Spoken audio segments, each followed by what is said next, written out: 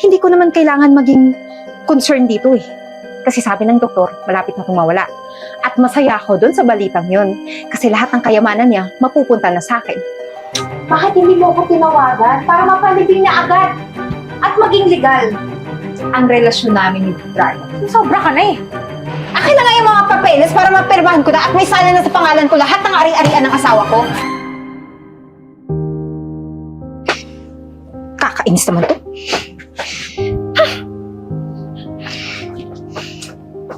Ano Mare? Kamusta si pare? Eto, buhay pa rin. Pero, huwag kang mag-alala, babe. Tagal lang. Baka mamaya marinig ka niyan. Ano ka ba? Paano tayo maririnig niyan? Tignan mo, oh. Tulog na tulog. Sigurado ka. Oo naman. At sabi ng doktor, malapit na tong mawala. Kaya, for sure, lahat ng kayamanan nito sa akin mapupunta.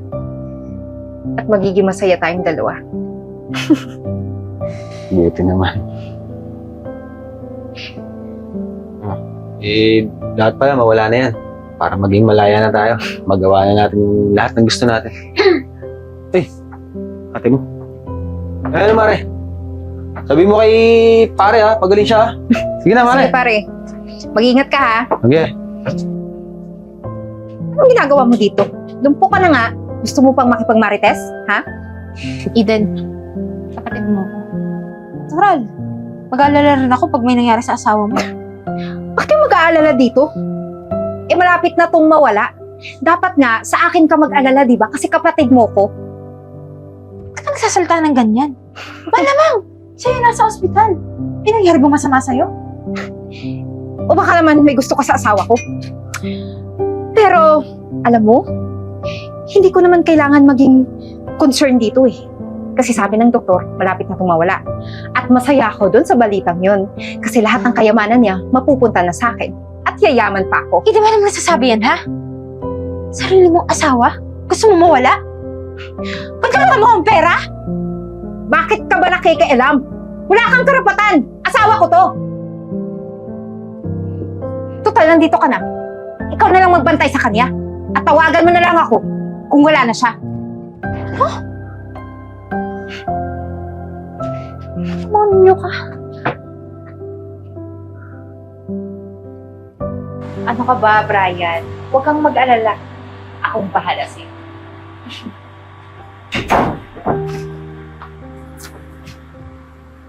Dito ka nga. Ginagawa mo dito, Brian, ha? Kapatid mong lumpo. Ba't ka nagtatanong? Bakit ka ba nandito, ha? Huwag mong sabihin, Peggy na yung asawa ko. Bakit hindi mo ko tinawagan para mapalibing niya agad? At maging legal ang relasyon namin ni Brian. Sobra ka na eh. Mawawala na yung asawa mo, inuunong ko yung paglandi. Bakit ba? Wala kang karapatan kung ano man yung gawin ko. Palamunin ka lang dito at pinatira kita dito. Ay, huwag mo kong pagsasalitaan ng ganyan. Hindi ko nagpatira sa akin yung asawa mo. Kahit ano sabihin ko sa'yo, may karapatan ako dahil kapatid mo ko. Sige, sabihin natin kung siya nagpatira. Pero kung hindi dahil sa akin, wala ka dito ngayon. Sumunod lang naman ako kung anong gusto niya, di ba? Hoy, ikaw! Huwag mo ang ginaganyan si Eden. Tsaka, anong pakailan mo? Alam mo, ikaw isa ka pa eh. Di ba best friend ka ni Jay? Tinatarantado yung tao eh. Ikaw, kung di ka lang babae, lalumpo na kita. Teka, lumpo ka na nga pala. Baka nasunod na kita doon kay Jay. Binabantaan mo ko, ha? Sige, gawin mo. Kakakulong ko kayo. Ryan, ano ka ba? Huwag mo nang pag-aksayahan ng panahon tong kapatid kong lumpo. Kasi, mapapasa atin na yung mga naiwang kayamanan na mawawala kong asawa. Kaya mag-enjoy na lang tayo, okay? Mag-celebrate tayo. Cheers. So ano bang hinihintay mo? Lumayas ka na dito kasi wala naman akong pakialam sa'yo. Isa pa si Jay naman yung may gustong pumunta ka dito at tumira, di ba? Layas na! Ano? Gusto mo? Tulak pa ka na dyan? Palabas? Ano? Paking mera.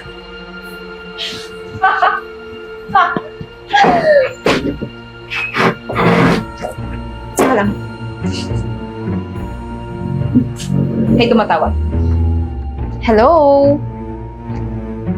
Hello? Si Miss Eden ba to? Ah, yes po. Sino po ito? Ako yung attorney ni Jay. Ah, attorney! Napatawag po kayo. Bakit po? Kailangan kasi natin magkita sa restaurant bukas sa POTG Cafe. May kailangan permahan ng dokumento. Pirmahan? Ah, sige, sige. Okay, sure. Pupunta ako. Bye! Ah! Ito na! Sa wakas! Ito na ang hinihintay natin! Magpipirma na ako ng mga papeles kasi mapapasakin na yung mga kayamanan ni Jay. Ito ba yan? Oo naman! Attorney ni Jay yung tumawag at kailangan namin magkita bukas doon sa restaurant. Sige, paano? Linisin ko na yung kwarto mo doon. O sige, Kwarto niyo pala ni Jay. ano ka ba? Kwarto na natin yun. Alisin ko na yung mga gamit ni Jay doon O sige, linisin mo na doon.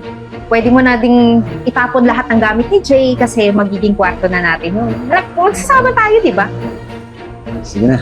Hindi na natin ituloy yung... Alam mo na. Okay. O, punta ka na doon.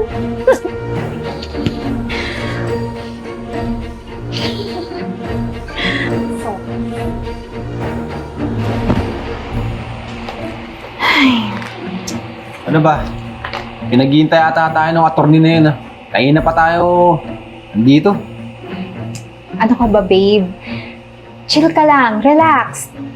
Maghintay lang tayo. Huwag kang masyadong magmadali. Ano ka ba? Mapapasatin din lahat ng kayamanan ni Jay. Okay?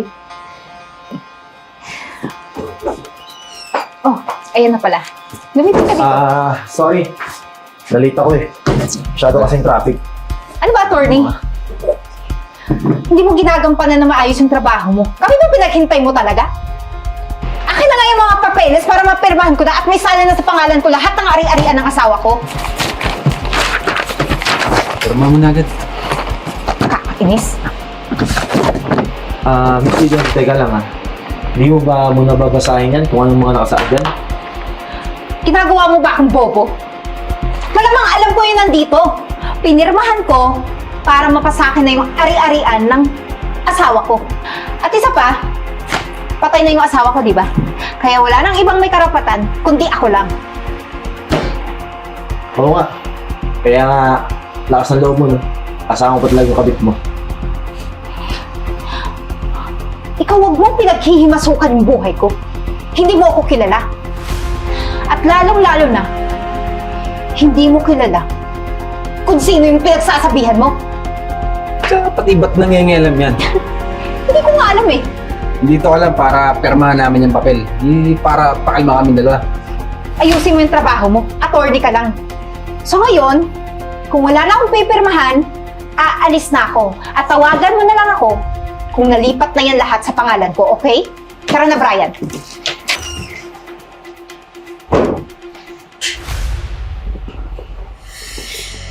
Paanong buhay ka pa?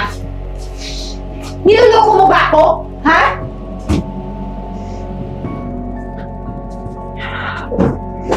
Oh, ate, ba't ikaw gumagawa dyan? Nasaan na yung katulong natin dito?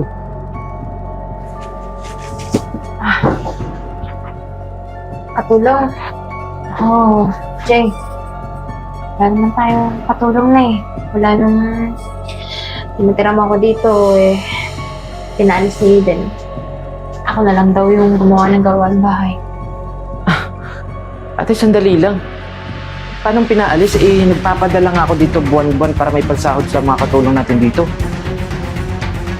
Alam mo ate, itong mga nakaraang araw, may napapansin nga rin ako kay Eden eh. Kasi, dati nung nasa abroad ako, masaya siya pag tumatawag siya sa akin. Pero nung andito na ako sa Pilipinas, dito na ako sa bahay, kung kailan magkasama na kami, tsaka biglang nagbago yung pakikitungo niya sa akin. Hindi ko maintindihan kasi wala naman akong ginagawang masama sa kanya. Tsaka binibigay ko lahat ng mga pangangailangan niya. Jay, niloloko ka ng kapatid ko. Ate, anong ibig mo sabihin? Yung mga nararamdaman mo, huwag mong baliwalain yan. Hindi ka niya mahal. Piniperahan ka lang niya. Ngayon, nandito ka na. Hindi niya kaya suklian yung mga bagay na binibigay mo, yung pagmamahal na binibigay mo.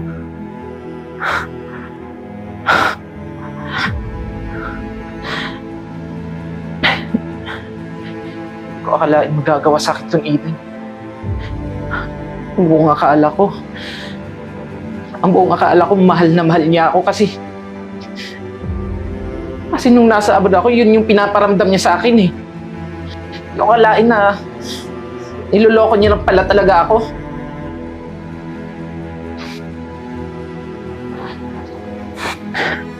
Pero hindi. Ate, hindi niya magagawa sa akin to. Hindi. Mali yung iniisip ko. Hindi tama to. Jay, best friend mo yung lalaki niya. Si Brian. Marami ako ebidensya. At halos lahat sa buong barangay natin alam yung relasyon nila.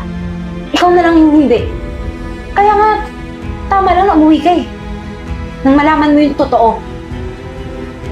Kung gusto mong malaman yung totoo, tutulungan kita. Hulihin natin sila. May plano ako.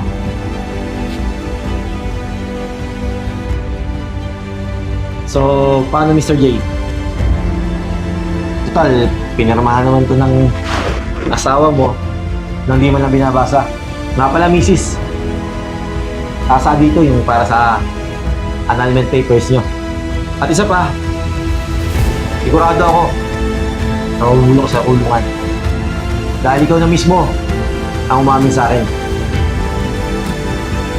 So, paano Mr. J? Mauna na ako para magpa-access na tong papers na to. Kayong dalawa, antayin yung subpina niyo.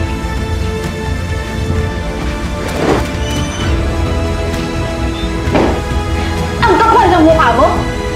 Bakit mo ito ginawa sa akin? Asawa mo ko! Yun na nga eh! Asawa mo ako! Pero bakit mo ginawa sa akin to? Kapal na mukha mo! Dito pa talaga? Diyan pa talaga sa best friend ko pa? Baka walang hiya nyo! Lalo ka na! Pinagkatiwalaan kita? Tapos ito yung igagantin mo sa akin! Pasensya ka na pare. Mas mahal ako ng asawa mo. Igago ka pala eh! Alala mo ba nung nasa ibang bansa ka? Nung tumatawag ka kay Eden, may nangyayari sa amin. Brian, tama na nga! Kung gusto mo makulong, eh di mag-isa ka doon! Jay, baka pwede natin ito pag-usapan. Pwede naman kitang matutunang mahalin ulit eh.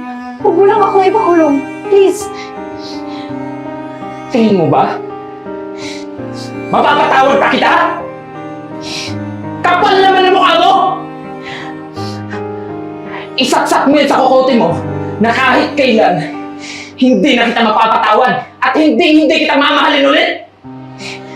Hindi kayong dalawa. Mabubulok kayo sa impyerno at mabubulok kayo sa kulungan! Jay! Jay!